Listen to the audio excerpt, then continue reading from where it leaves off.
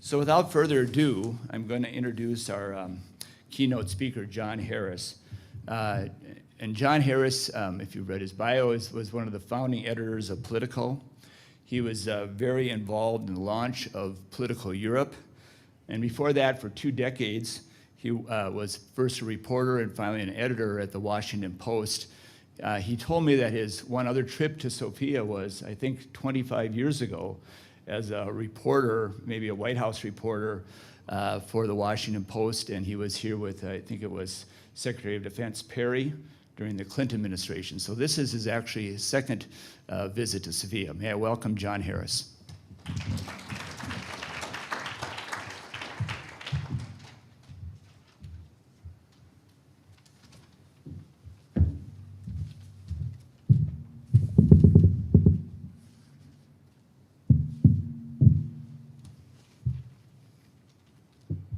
Thank you, David. I appreciate that. Can everybody hear me okay? Good morning. Well, look, I am here under something short of my ideal circumstances. As David said, for my second visit to Sofia, my preference would be to come here, meet interesting journalists, listen, but no speech. Unfortunately, that wasn't the invitation. If I want the invitation, I give a speech. So here I'm aware, but here I am. This is my second choice, which is appropriate because I'm actually the second choice of David McDonald, a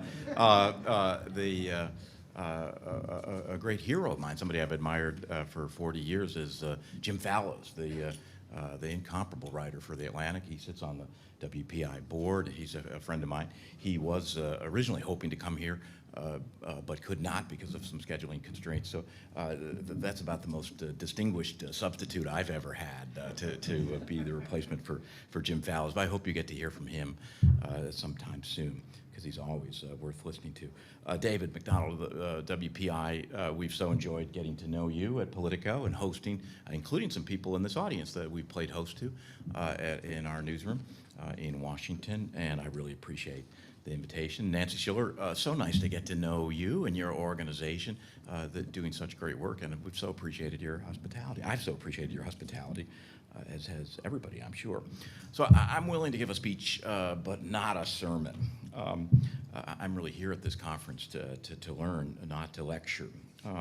I really don't wish to become a particularly ridiculous type of American journalist that we've seen a lot of in the Trump years, and that's the journalist who thinks that they're indulging a fantasy that just because we as reporters are insulted by an erratic and buffoonish president during the Trump years, that somehow puts us on the front lines of freedom, even as we're taking car services to our cable TV hits and all the rest. Paul knows exactly what I'm talking about. This seems to me a particularly frivolous conceit. All over the world, not in the United States, but all over the world, journalists are risking harassment, imprisonment, even death to practice our craft, to shine a light on power, to represent our audience, and to engage in that most basic impulse of human nature, which is to tell good stories. We in the United States don't face any of those threats, for all the fact that we do sometimes see journalists disrespected, and it bothers us to see people attacking basic principles of our craft. I think all Americans have to realize how fortunate we are. We live in a political culture that supports free and independent press. That culture is embedded in a law with long precedent in protecting free and independent press. And I'm acutely aware that around the world, and even here in this part, this region of Europe, that is not the case. Deeply admiring of people who practice journalism under circumstances far more difficult than anything I've had to ever face in my 35 years of journalism. So I'm here really out of respect and to listen and learn from your stories rather than to tell my own. David did invite me to tell the story of Politico, which is just a few months away from our 15th anniversary. And to me, it is an interesting story. It's one I'm proud of.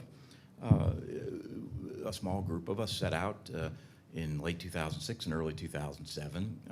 We left our pretty secure jobs to try something new. We believed that it was possible to, or we were interested in finding out. We didn't know for sure whether it would be possible to build a new publication, show that there's a model, an economic model that would support something we deeply believe in, which is high-quality, independent journalism. That's what we set out to do. It was initially a very small group. There was 3 or 4 of us who were the founders, and then maybe there was 2 or 3 dozen who were rash enough to join us right at the outset. And now we've grown over these years to about 1,000 journalists and business professionals in the United States, largely in Washington, but in multiple states around the country. And as I hope some of you here know, in Europe, where we've got a major operation, Politico Europe, based out of Brussels, but with pretty big footprints in United Kingdom, in France, in Germany, and with real plans to grow throughout Europe. So we've gone from maybe 36 to 1,000, and we hope to keep growing. It's a story that, as I say, it's been the work of my professional life, and I'm quite committed to it. But I want to be very careful about drawing too many lessons from the experience of Politico applying to people in other circumstances, journalists trying to meet the challenge of a robust business model tied to a robust editorial model, but in other settings and other circumstances. I'm very good friends with the editor of the Minneapolis Star-Tribune. We sometimes trade notes. His problems in helping sustain a major metropolitan daily, or those of Brian McGrory. Renee Sanchez is my friend in the Twin Cities. Brian McGrory, the nephew of Mary McGrory, Paul, at the Boston Globe. We sometimes talk, and the challenge of meeting the editorial imperative and a business imperative are different everywhere, in every circumstance. So I'm not drawing too many lessons for publishing from my example with Politico. We cover politics, and we are in places where there are hubs of power and lots of money flowing around those centers of influence. We've been able to build a publishing model that bluntly taps into some of that money to produce the kind of journalism we believe in. Might be a quite different challenge in a place like Sofia or lots of other places around the world. So I've tried to think about the circumstances of Politico that are particular to us, but also think of some universal principles that maybe indeed are relevant to people who are trying to sustain publications here, or maybe even trying to build new publications in Bulgaria and other places around the world. I think both things are true. There's some lessons to be drawn and some things that are different. Let me tell you the story of Politico. I was at the Washington Post. I grew up fascinated by politics, and so I was quite enchanted by the publication of the Washington Post. It was a place where many of my heroes, people like David Broder, Mary McGrory, who I've mentioned, where they worked, and that's where I wanted to be. And so at a pretty young age, when I was in college, I kind of caught what I imagine many people here have caught, that sort of bug of journalism, where we realize this is what we want to do with our lives. That's what happened to me, but I was determined I wanted to work at the Washington Post because it was a place that married my interest in journalism with my interest in politics. And I actually got hired at the Washington Post right after college. I was still 21 years old when I worked there. And I spent the next 20 years of my career there. I was doing pretty well. I had covered local news. I went on, then came on to the national desk and covered the U.S. military, and then I covered the White House under the Clinton years. And then at some point, happens to a lot of us, we've been a reporter for a while, and we realized that it's probably time to grow up, and I became an editor. But I was doing rather well. I was climbing the ladder, and then really getting up kind of near the top end of the ladder. Just my damn luck, the ladder starts to crumble right when I'm there. What we then called, I think the term doesn't really apply anymore, but what we then called the legacy institutions of American journalism, or the old media institutions, were facing, just as I was kind of reaching mid-career, were facing acute challenges to their business model. which in turn were having powerful negative repercussions on their editorial model. The future looked rather cloudy. It was in this context that I started thinking about whether there was a possibility of a new publication.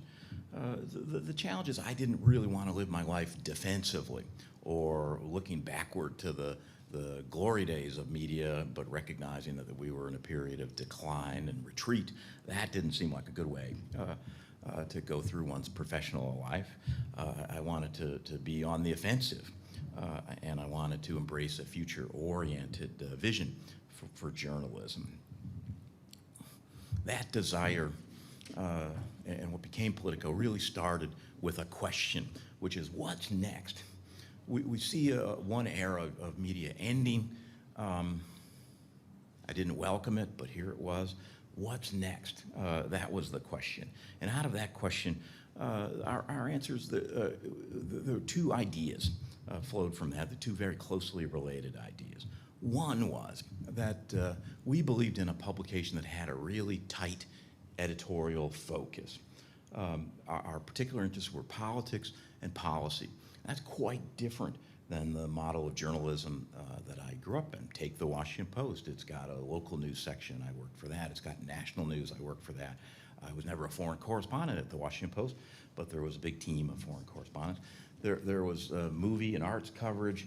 There was sports coverage. There was local schools coverage. It was a broad lens, just as, say, Time Magazine represented a broad lens, or the CBS Evening News represented a broad lens. It seemed to me that the publications that were going to thrive in the future would have a narrow editorial lens, that they would really focus in depth on their subjects. And by doing that, they could gain an element, reporters could gain an element of mastery over the subject matter that might be superior to that of those from general interest publications, and that we could use that mastery to develop a really intimate relationship with the audience. Now, by the way, Politico has grown a lot over the years. We cover lots of different topics, but they're still all within the umbrella. You will never come to Politico for sports news. You go to somewhere else for that. But we are trying to be the authority, first nationally, but increasingly with global aspirations, we're trying to be the authority on politics and public policy. That first point about a narrow editorial focus leads to the second point. The only kind of journalism that I am interested in producing is one that can in some way command a premium from the audience. What does that mean, to command a premium? Well, there's really only two ways that I know to think of it. One is that our content is valuable enough that advertisers want to be next to it, and they're willing to pay a lot to be next to it. The opposite of a premium is a sort of a commodity rate, right? If you are the kind of news that is at the bottom of some random web page where you click on it, and maybe you only get 1/10 of a cent for each click. So if you do it that way, you need lots and lots of clicks. By the way, there's other people experimenting in journalism doing different things. BuzzFeed, for instance, I think they are a general interest publication, and they're all about scale. I don't happen to think it's a promising model, but I'm not offering Politico as the only model. But I do think this notion is really applicable almost anywhere. Asking yourselves, can you somehow command a premium from the audience?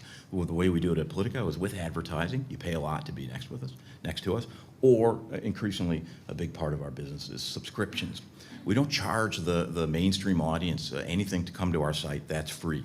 But we do have a whole suite of content and products that are aimed at public policy professionals. It's news and analysis and data that we believe makes them better at their jobs. And to get that, you pay a lot. You pay a premium for that content. It's a market test in a sense. And a lot of times journalists recoil at the market test. Well, we don't want the purity of what we do to be influenced by anything relating to finances. But to be honest, I think journalists should welcome a market test. because it's a way of saying that somebody values what you do. And that, I think, is true even under different models. ProPublica, of course, Paul Steiger is here and is the founder of that. But it seems to me that even there, in a nonprofit context, there's a market test of a sort. Is the investigative work phenomenal, groundbreaking, first-class investigative work that ProPublica is producing? Is it compelling enough that local newspapers will say, well, this is valuable, we're eager to run it? Or that the benefactors who have started ProPublica will say, this is worth it, this is worth my resources? There's different types of market tests, but I think basically it's a way of saying, is what you're doing valuable enough that you can in some way command a premium? So those two are the two ideas that defined Politico: a tight focus and a determination that we would produce content that in some way could thrive in the market and be rewarded by the market. It worked. We've grown steadily over the years. Maybe some of you saw just a couple of weeks ago, Politico was sold to a rather well-known European publishing company, Axel Springer, and they're soon to be, once we go to closing, Politico's new owner and my new boss. So once again, I'm asking that question, what's next? It might well be that I'll be getting my resume in to ProPublica or somewhere else. This question of what's next is the one that was so much on my mind 15 years ago when we started Politico, is once again very much on my mind for reasons not really relating to me, but really relating to, I think, a very, very fluid and fertile moment in our profession.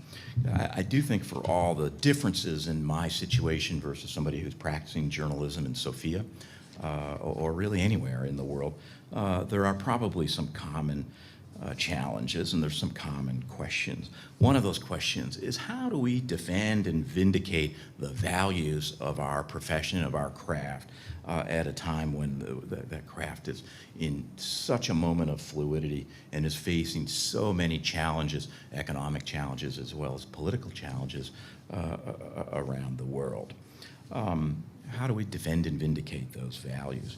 One answer I have to that question is we should all make a difference between what is a value and what's a kind of a habit or a convention, that's just the way we've always done it. I do think that's really important. There were lots of things that I grew up learning from mentors and editors of mine that represented a kind of a body of things that I believed, well, that's the way it's done. That's the way it's always, that's the way it should be. And when you really poke at some of those things I would say are values and some are habits. An example of a habit is, look, well, when the president makes a speech, we do a hard news story and then we do an analysis next to the side. Well, that's the way it's done. Well, that's not necessarily the only way that it's done. And as audience habits change, there's interesting, in some ways more entertaining, more engaging ways of telling that story, or occasionally saying, look, the president didn't really say anything interesting, we can chop that down. That's a habit. We have to always be willing to examine our habits and discard them when they're no longer useful. What's a value? A value is, I would say values that I believe in, is that there's such a thing as fact, that not everything can be understood through the prism of opinion or commentary or ideology, and that it's reporters' jobs as best we can to ascertain those facts. Fairness is a value. Even people who are writing in an opinion context, I think, still have an obligation to be fair. It's something that we understand. How does this look to somebody who with a different experience or different assumptions than I have? Fairness is a value. Relevance is a value. Having our work harnessed in some way to the public interest, those are values. And we have to be willing to fight for those values, even as we discard habits. Another thing that is on my mind, and I'd say it's increasingly on my mind, is how do we support and defend institutions in an age when journalism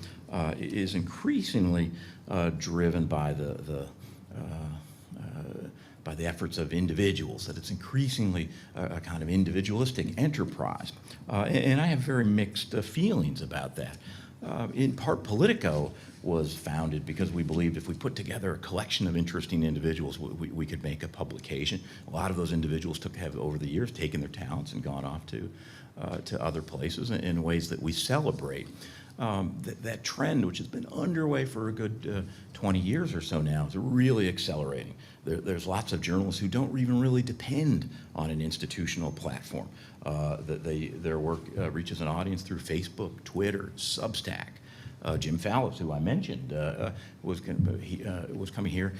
I'm not sure if he's leaving the Atlantic, but he's expanding, and much of his work is going to be now published not on the Atlantic, but on Substack. So it's a trend that I can't help but admire. A lot of journalists are really creating pretty good profiles and even good incomes from themselves by being sole proprietors. I admire that entrepreneurial spirit. I'm also concerned about it. I am a believer in institutions. I believe institutions are the vehicle by which generations transmit those values I described. I don't think that can be done on an individual basis. I think there are institutions like the Washington Post, where I grew up, like the Wall Street Journal that Paul Steiger ran, like Politico, are good at transmitting values from one generation to the other. And I worry if institutions aren't fundamentally durable over time. I worry about that transmission of values. I also believe, and this is particularly relevant in this part of the world where the work of journalism is under such a challenge and threat, that institutions are better able to stand up to governments and say, no, we have a right for this story. When a journalist is harassed or thrown in jail, institutions are better at standing up and saying for their people and saying no. And if everybody is working as a sole proprietor on Twitter or Substack, something like that,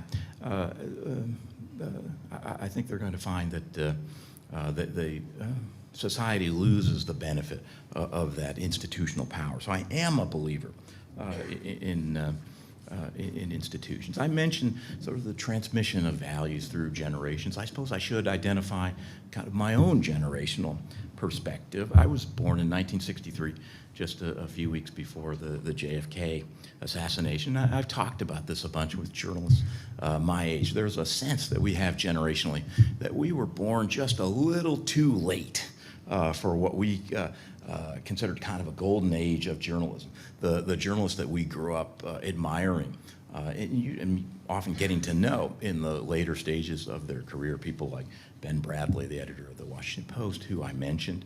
This older generation of journalists, the ones that were a good bit older, covered World War II, but the ones who were closer in proximity to us made their names covering Vietnam, Watergate, those kind of stories. And I always had a sense, well, that was just a little before me. And at the same time, journalists, and actually not that much younger than me, and certainly those who are a good bit younger than me, 20, 30 years, can really make me feel old and obsolete. There is a style of journalism that is just different than the one that I grew up in. Many parts of it I admire, the initiative, the ambition, the intelligence, the creativity that we're seeing in a younger generation of journalists. Some parts of it give me pause. I recognize that one thing I believe, the primacy of fact and the value of a kind of journalism of independence and detachment, that many younger journalists don't believe in that. I thought I would spend just a minute defending that, if I may. I believe that there is enormous power in journalism that is focused primarily on facts and that keeps a distance from the battle for power, or at least the battle for power in a partisan sense. that power comes from our ability to set the agenda and be respected by the audience, to play that historic role of journalists as referees rather than participants or advocates in the battle for power. That's what detachment means. It's not because we don't care, it's because we do care, and we're trying to preserve our power as journalists. I would say when younger journalists especially challenge me on this and say they don't believe that. They want to be able to both cover a story and cover the protest and participate in the protest, that they think there's a kind of weakness in that older brand of journalism that I've described. My answer to them usually is that detachment doesn't mean neutrality in the great sort of moral issues of the day, and in particular the great moral issues that facing journalism. I'm not neutral on the facts versus lies and propaganda on one side. I'm not neutral on that. I'm pro-fact. I'm not neutral on the question of transparency in government versus secrecy and evasion. We're on one side. This is the side of openness and light. Journalists who believe, as I do, we're not neutral on the question of the dignity and the fundamental rights of the individual versus those who would crush individuals and crush their rights in the name of ideological convictions or just a crude pursuit of power. We are on one side of what I consider some of the great moral tests of our time. And I would just close with this thought, that the challenge of journalism at this particular moment in history is really closely connected with the challenge of free societies and liberal societies and the belief in pluralism against those who believe something quite different. I think that we're in a moment of history that's really going to be, over the next generation, every bit as consequential as a moment our parents or grandparents faced 80 years ago in World War II and in the period coming out of the Cold War, is that there's fundamentally a clash of values going on in the world. You've got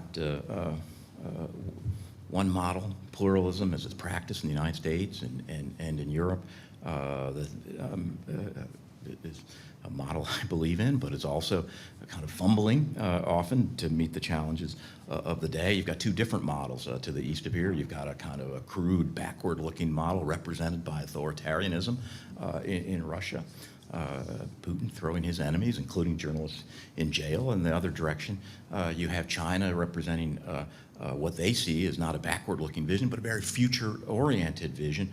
But it is based on control. It's not based on openness, on pluralism, on the rights of individuals. And I think that's going to be the great test that journalists are very much a part of in this generation ahead. And really all the important issues in the world take place in that context. And I think journalists have an enormous responsibility in covering those issues. To me, the big question facing governments over the next, facing free societies generally over the next generation, involve the intersection of kind of scientific possibilities. Some of those possibilities exhilarating, some of them terrifying. That intersection with those, with questions of power, who has it, who doesn't, and questions of humane values. What kind of society do we live in? Let me just explain that for a moment. Climate change is an obvious example. The future of the world is at stake based on our ability to come up with ideas that can halt climate change or mitigate its worst effects. What are the remedies? Well, journalists are the ones who can shine a light on that. How about technology? It's unclear whether technology and all the advances in artificial intelligence and the rest are going to be an instrument of enlightenment and individual empowerment, or, as we see in China, instruments of manipulation, surveillance, and control. Healthcare. The pandemic really showed us the value of journalism. Here's a complex story in which the facts are not completely clear, but they become more clear based on reporting, based on evidence, based on shining a light on a particular story, and who but journalists can illuminate that on a sort of important question that really affected everybody's health and was a matter of life and death.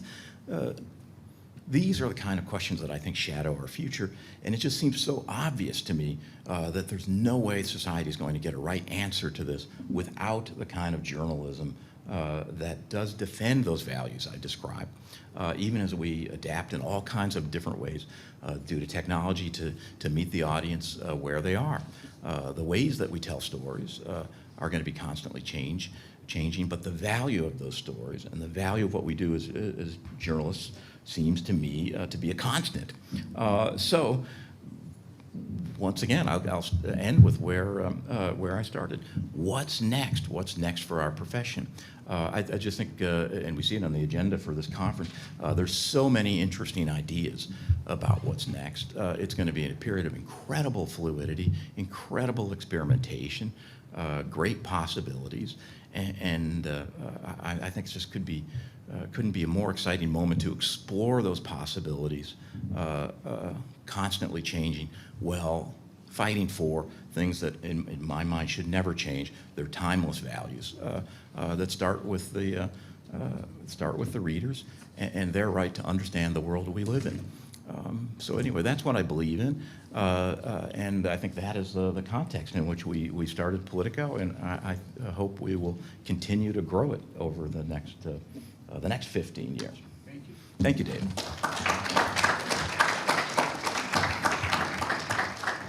So we're gonna, is this on? We're gonna do the question period, and it's gonna be hybrid, of course, because I hope some of you have thought of some questions, are gonna ask them. We're getting some questions in from the people who are watching live streaming, but can we start off with a question from the live audience? Does anybody have a, and I'm gonna sort of monitor that, but we have some microphones that will come your way. So you're gonna be challenged here right away by a nonprofit person on that market value, I bet. Paul Steiger. Hi, John. Thank you for a really wonderful speech. You said you didn't want to give a speech, but you gave a really very nice one. Thank you. And I just want to ask you, you were making some news yourself recently with a big deal with Axel Springer. And I wondered if you could talk about, because you achieved so much independently, what do you hope to gain through this affiliation and sale, and what are the advantages and risks you see in going that route? Sure, thank you. And just a bit of context to Paul Steiger's questions for those who didn't see it. But Politico was originally started with money, not through venture capital, but through a single owner who I got to know, and a small group of other co-founders got to know, and we decided to lock arms together. And he operated in the context of a family business that gave him access to resources and also gave him great flexibility. From the moment that we had the idea to, look, let's go ahead and do this, to the actual first day of publication of Politico, it was only 2 months. We built a website and hired a staff in just 2 months. We were able to do that because we were in the context of a family business. And that person is our publisher, Robert Albritton. Robert agreed over the course of the summer that maybe it was time to sell Politico. He's had offer and offer and offer over the years and never wanted to do it. He's always laudably believed, no, there's more work for me to do. There's more value to be created.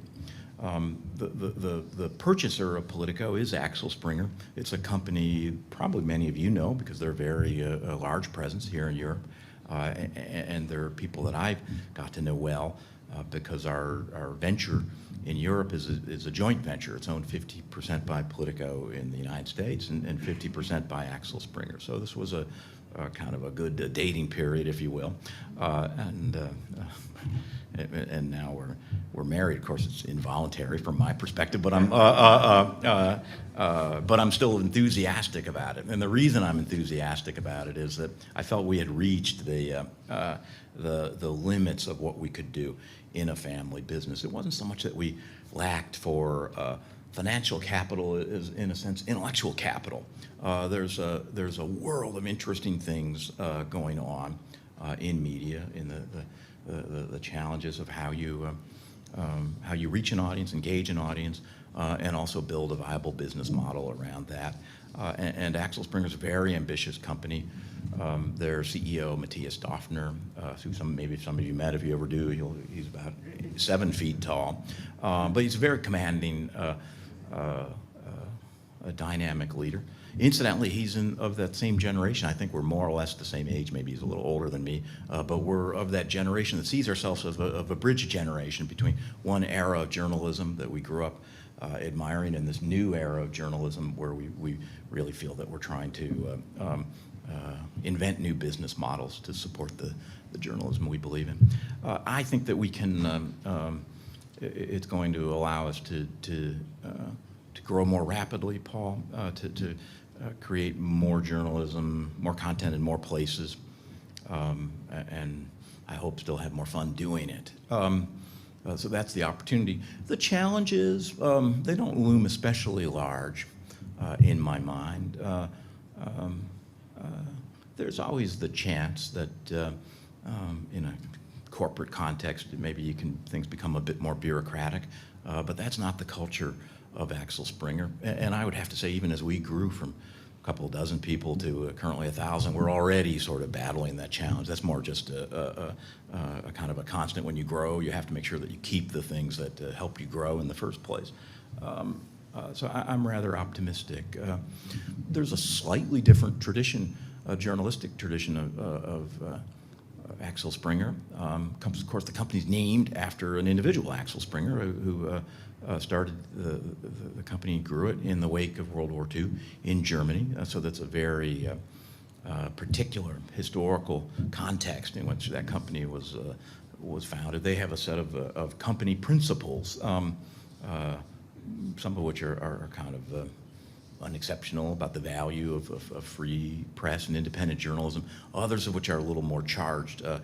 Axel Springer, one of its corporate principles is that it supports the state of Israel, which is I'm fine with, and yet it's to an American audience it seems odd to have that as a corporate principle, because in U.S. journalism we just simply don't do that. So we're kind of wrestling with that. Our U.S. journalists, or for that matter our European Politico journalists, aren't required to endorse the corporate principles, but there's particularly among some of the younger journalists, there's some unease with that. And I have to say, well, to me it doesn't seem that exotic. I worked at the Washington Post, where the company principles were articulated every day on the editorial page, but that didn't inhibit me from reporting the story wherever I took it. And I really think it's the equivalent of that. So anyway, it's a new era, but they're a good owner. Ben Bradley, who, Paul, you probably knew, he said, the secret to a great publication is a great owner, period. And I've only worked for 3 in my career. The Graham family is the owners of the Washington Post, Robert Albritton, who was our publisher of Politico, and now Axel Springer. And it seems to me that I've been very lucky. There's so many bad owners out there who are hedge funds or who have a short-term mentality. They're just trying to ride the old car till it breaks down. And so to work for an enlightened, ambitious, creative owner, it seems to me a great privilege. John, let me ask you a question from the live stream audience. That's okay. I'm just going to read this. John, your admiration for the importance of institutions and the need to defend is truly respectable. This is understandable in a country with well-established and independently functioning institutions. But how do you think a journalist can play such a role in a region with low trust and integrity of institutions, regardless of who is in power? Well, as I as I said at the beginning, I sort of approach the question with great humility, in that I grew up in a context where there are those institutions, and there's a legal and political and cultural tradition of supporting those institutions. That's not the case in many countries, and not the case in many countries in this region. And so it seems to me the journalists practicing as, in many cases, as almost sole practitioners, they face a especially heroic task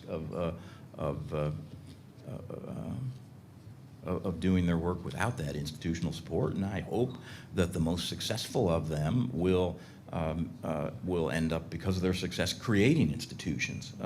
That one thing builds on another, and something that starts small can become something big and durable. But I appreciate the point of the question, and it seems to me that is the challenge, and supported by work that you do at WPI, that Nancy's doing. Really, part of that work is to build institutions, build homes based on sound values that endure for talented people to do their work. But until those institutions are built, what you have are just brave people trying to tell stories as best they can through whatever medium is available to them, amidst all kinds of adversity and obstacles. Is there a question here from the live audience? Yes, Rena. Thank you very much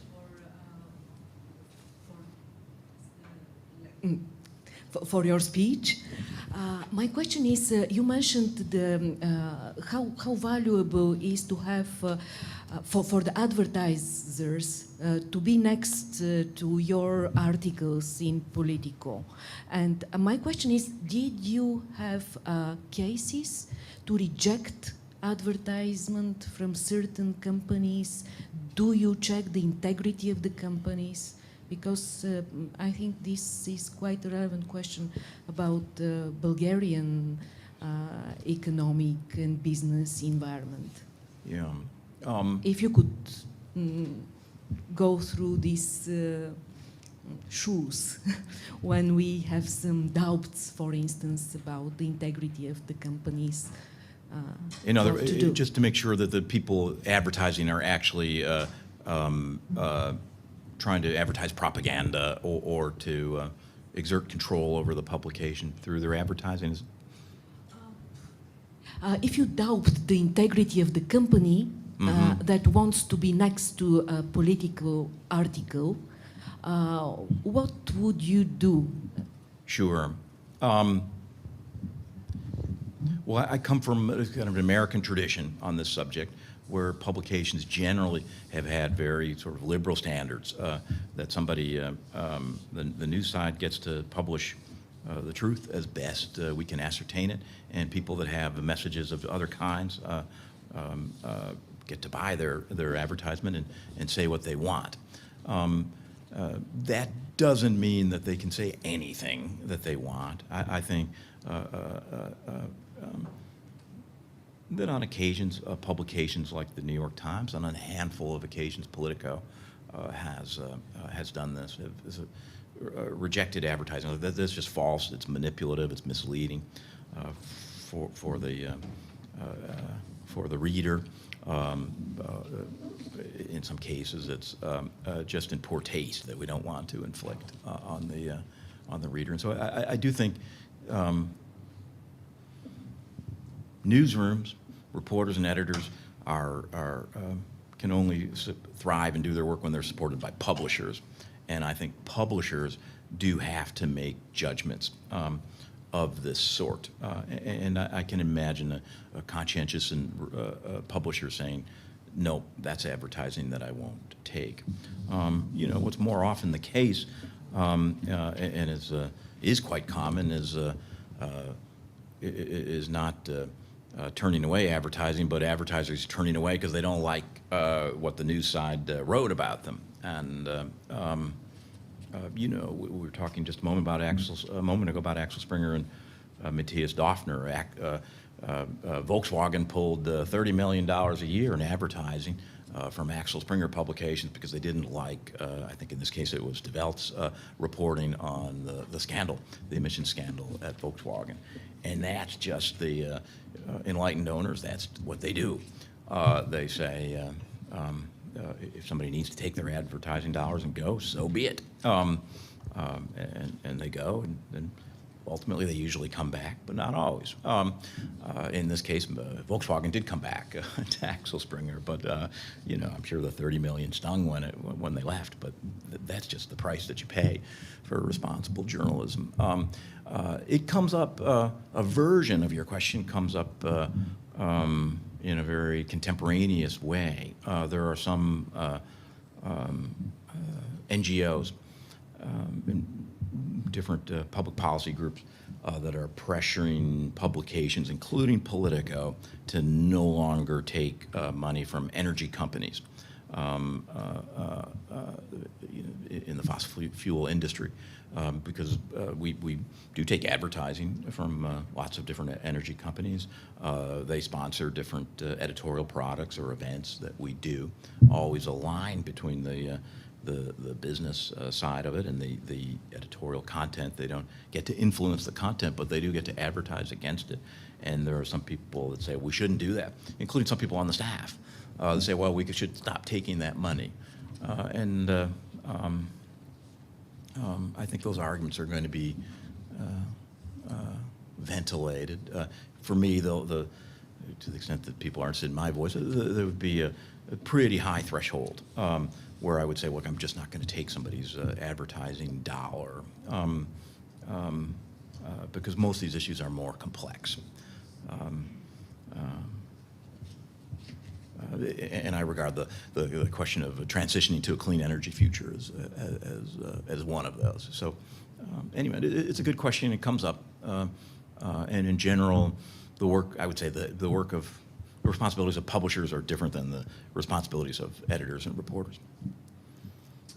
Okay, another question from the live stream audience, and this questioner says that I think she's playing the devil's advocate here, but how do you argue with the new trendy advocacy journalism trend and the big discussion about the crisis of objectivity method as either a privileged expression of a majoritarian view or as simply as an impossible goal to reach due to commercialism in the media? Well, I recognize I have a particular perspective on this question. I don't. I believe that there's a very robust, very important role for people who approach journalism not through an advocacy point of view, but through, as I say, through independence and a certain degree of detachment from the fight for power. The reason I believe that is I think ultimately over the long run there's more power in that model than there is in than in an advocacy oriented model. I think we people who report have special responsibilities, and we also have great privileges. Like we know what's going on. If we reduce ourselves to just another voice in the great argument and become primarily advocates, then the reporter is really no different than 7 billion other people on the planet who've got an opinion. And so I think our power comes from letting the reporting lead the way rather than the commentary or the advocacy lead the way. But also, I don't worry too much over who's right or wrong on this because there's a proliferation of both models, and there always will be. So somebody can not think I'm right on this question doesn't stop Politico from practicing that kind of journalism, or I can say the kind of journalism that other people practice isn't the kind that I want to practice. And so what? We both do our thing, and ultimately the reader benefits to some degree from both. Another question from the live audience. Anyone out there have a? I've got some more from the Streaming audience, okay, think of those questions. So another question from the live stream audience. You said that there are engaging ways to cover the president's address to the nation and then analyze it. Mm-hmm. Could you please share some of the approaches that you have in Politico? Oh, we can. We always try in Politico, if we can, to have some fun with things. If it's appropriate, it's not appropriate in every case, but in some cases we do. In some cases, even when it's not appropriate, we do it anyway. So one of the things we did in the early days, we don't do it as often these days. The president will make a speech, and it'll be we'll do what he said and what he meant, and it's often written in a highly irreverent way. It's really just a different form of something I wrote dozens or hundreds of when I was a White House reporter, of the news analysis. But it's a news analysis written in a particular voice that is, we think, maybe more engaging, and in its own ways possibly gets closer to the truth of the matter. So that would be we write things at Politico all the time that if they had appeared in the Washington Post and, you know, when I was a White House reporter in the 1990s, they would have looked downright strange. But they're entirely natural on our page. Now, one thing that's happened is I think they wouldn't look as strange. I don't think Politico takes all the credit, but we're probably a stimulant to it, is lots of things that appear in the New York Times or the Washington Post that never would have appeared in those publications in the old days. I think there's a certain obsessive approach and a certain kind of more conversational voice to storytelling that's been adapted throughout the industry.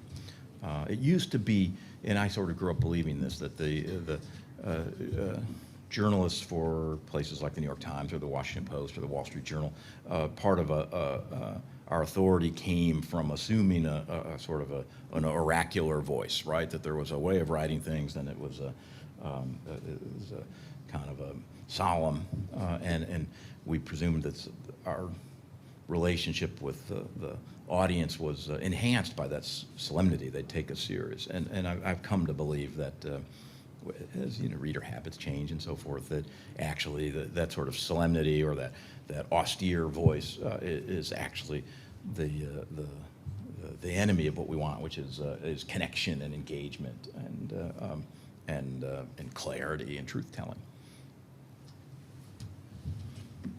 Any audience questions? Okay. Got one there, dude. Yeah, where? Oh, go ahead, yeah.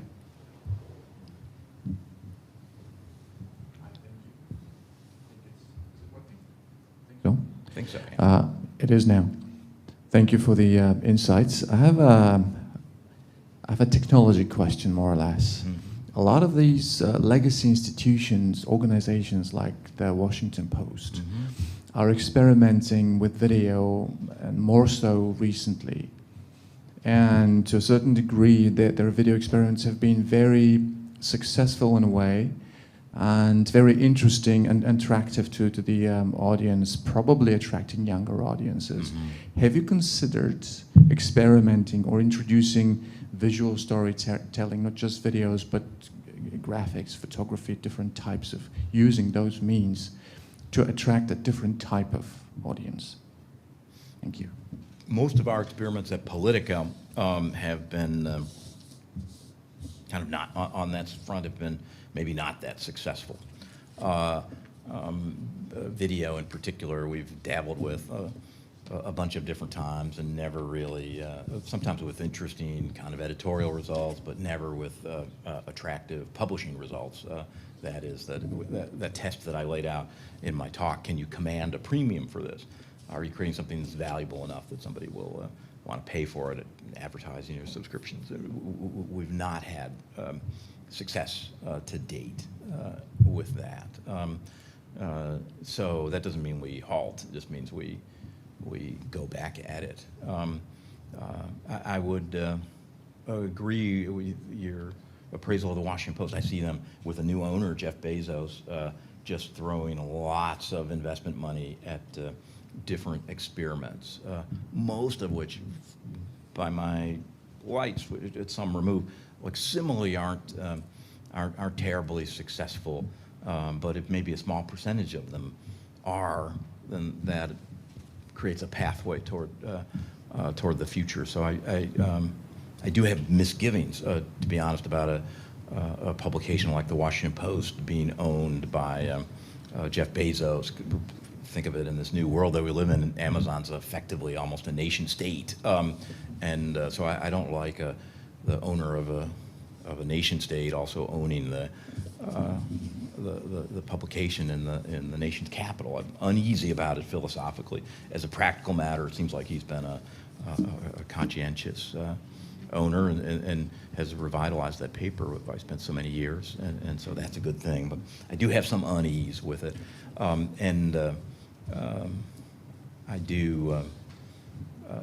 I do agree with you that the connecting with the next generation of audience is going to involve a lot more experimentation in sort of visual storytelling, and I mean we're already seeing this in lots of different ways. The distinctions between platforms that we used to make, well, that's video, that's audio, that's text, they're becoming blurred, and a lot of the most engaging content, it includes elements of all three. So anyway, that's one place where Politico is presumably with a new owner is I'm expecting that we're going to plunge in more vigorously and probably in a more sustained way than we have to date in that area. I hope so.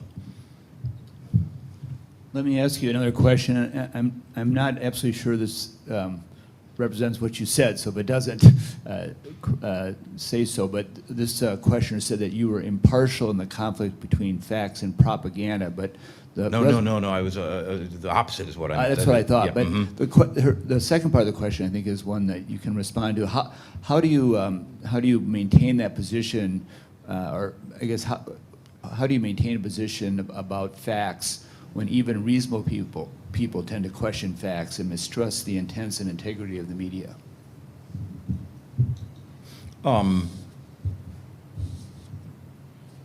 Sure. I mean, and just to take the misinterpretation at the beginning and clarify my view, I believe that journalism is a moral enterprise. It's a profoundly important moral endeavor to get to seek the truth, even as it's our understanding of the truth is often fragmentary. Things are never illuminated all at once. It requires reporting, and you get some version of the truth, the best you can ascertain, then you come back tomorrow and report again, and the day after that, and the day after that, and you never get a full picture, but you get a complete picture. That leads to the second part of the person's question, like how do you build that relationship of trust when lots of people are mistrustful? It's a signature, very lamentable, unfortunate signature of U.S. politics, but in politics in many countries that nobody even agrees on basic facts. We've divided into almost tribal divisions in which everybody has their own kind of set of things they believe, and the notion of that there's a body of fact that we can try to ascertain collectively and agree on that, and then have arguments about the implications of those facts, like that notion is not believed by many. But precisely because it's that notion is under such challenge, is why we need to keep at it and keep doing it. And the good news is that I believe that brand of journalism is much more durable than the sort of propagandistic brand of journalism. When there's a really big story, well, even probably in American context, people can understand that. If there's something really big happening, an emergency of some sort, I'm not going to tune into Fox News for their version of it any more than I'm going to tune into MSNBC. I'm going to tune into CNN's maybe diluted its, especially domestically as opposed to internationally, it's diluted its reputation it used to have for kind of being a truly news-driven platform as they get into a lot of advocacy. But I'm going to turn to places that I believe are oriented. When the story is most important, I'm most likely, and I think most of the audience is most likely to turn to places that are driven fundamentally by reporting and by objectivity as best we can attain it. Obviously, it's imperfect, rather than places that start with an ideological perspective. So when it matters most, the kind of journalism I'm talking about is most valuable. Well, I think that's a good place to stop. Thank you so much for your speech and answering questions. Enjoyed it quite a lot. Thank you. And we're going to take a 15-minute break now before the first panel, and I'm going to start enforcing that schedule a little bit harder. So we will start at a hard start at 11:15. Thank you, Okay, John. he means it. Thank you.